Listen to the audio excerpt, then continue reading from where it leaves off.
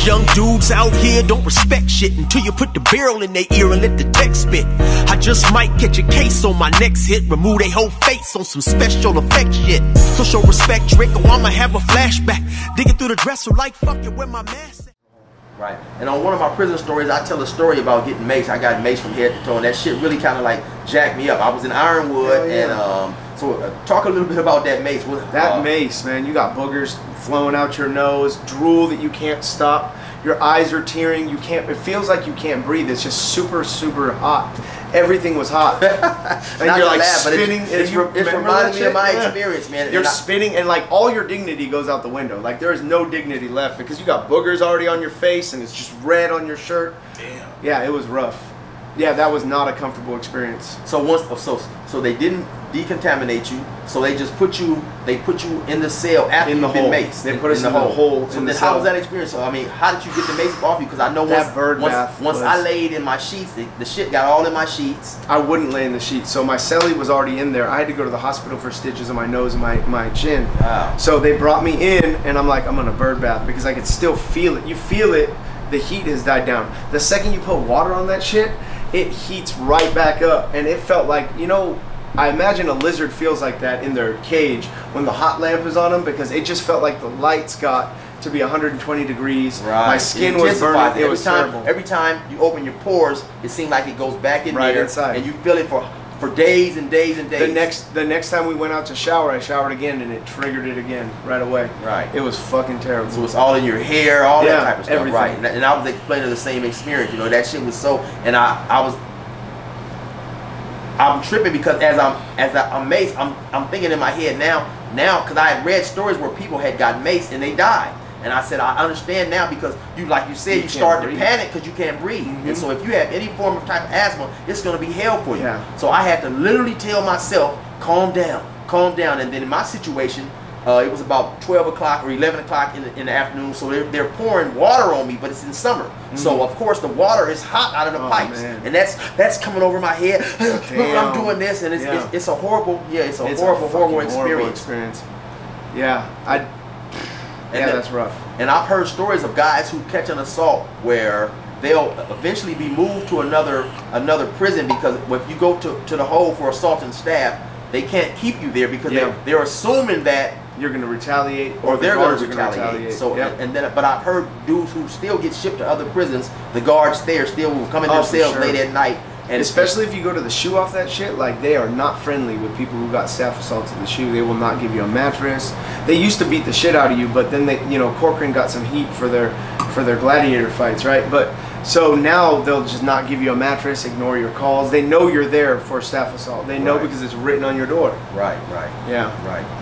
And so after your staff assault, were you moved or you stayed there? I went to the hole and then went to Tehachapi. I did my shoe term in Tehachapi and got kicked out to 4A yard, which is a 180. And then I moved from 4A yard to Corcoran A yard.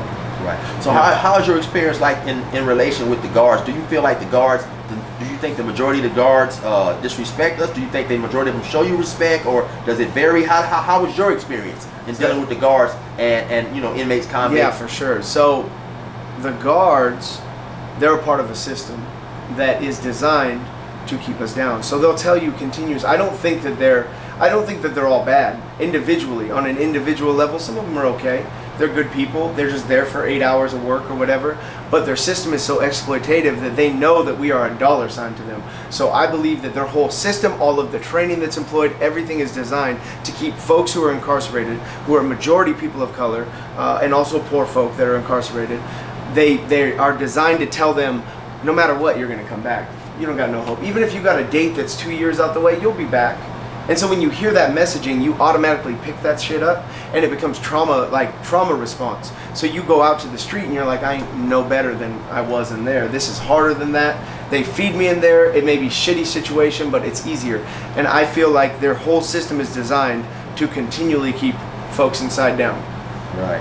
And like you say, I've heard people when they get released, the guards tell them, oh, you'll be back. And so it's like they're kind of like they're picking at us, and they're fucking with our psyche, and then some of them are doing it to be mean-spirited. Now, I have ran across some guards who just wanted to come in there and do their 8 hours and go home. But like you say, it varies. It varies.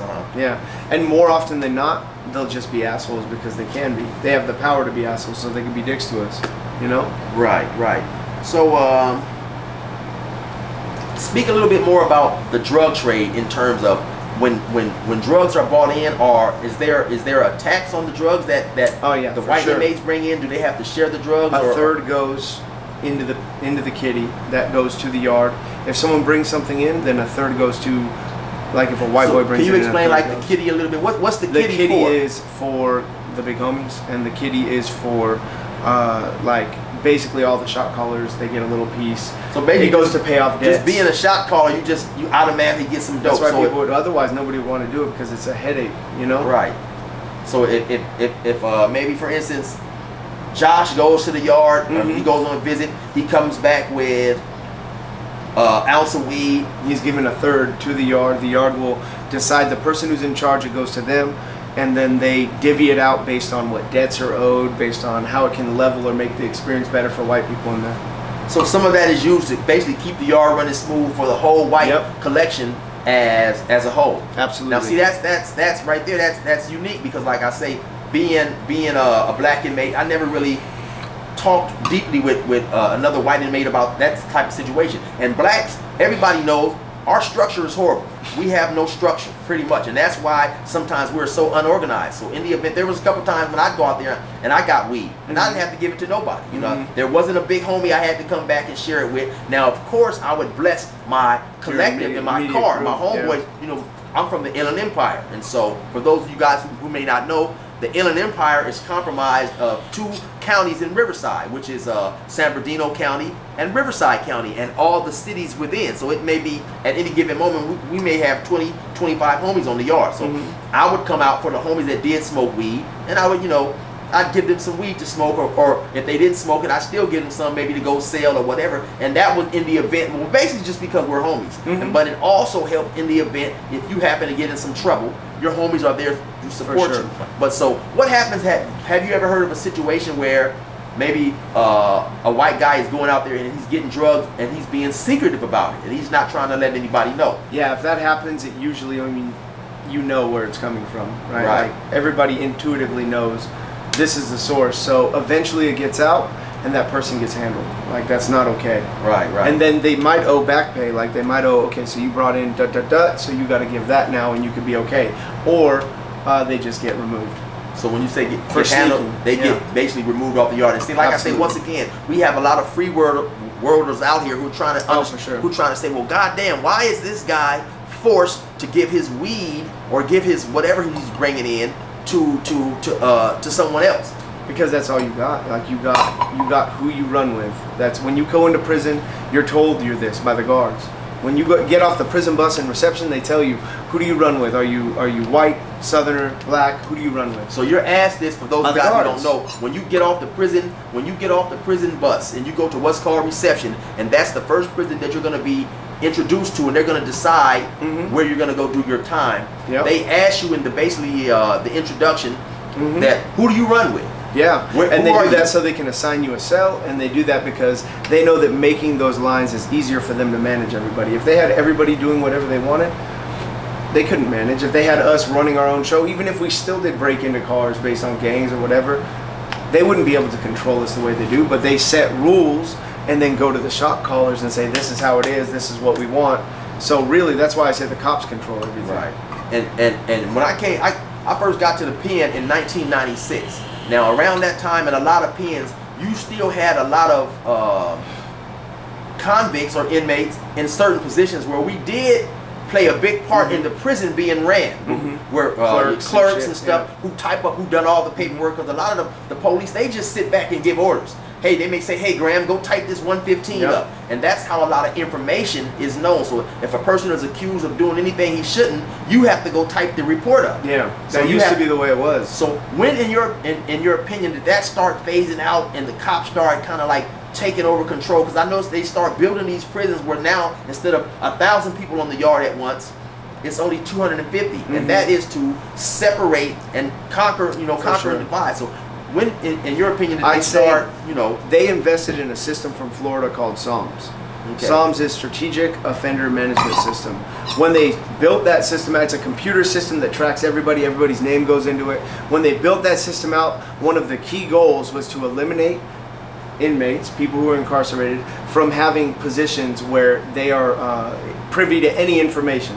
So very quickly after, within probably a year after instituting SOMS as their system, they started eliminating clerk positions down from like 3 daytime clerks to 1. Cops would be required to write their own reports. And also like any of the management, like R&R, all of that stuff started going through cops too. So over from probably 2015 on, they began eliminating those posts and creating it so cops did everything or the computer did everything. Right. Because I know, like I say, in California, they have a term which they call over-familiarity. Yep. And so basically what it is they don't want an inmate to get too close, too comfortable with a position or any cop. With a cop. Yeah. And like I heard you mention where you had got to a prison where you had flipped a cop. Yeah. Basically, you had spoke to this cop, you guys became cool at some point, and you got him to bring in. I got her to. Okay, her, okay. Yeah.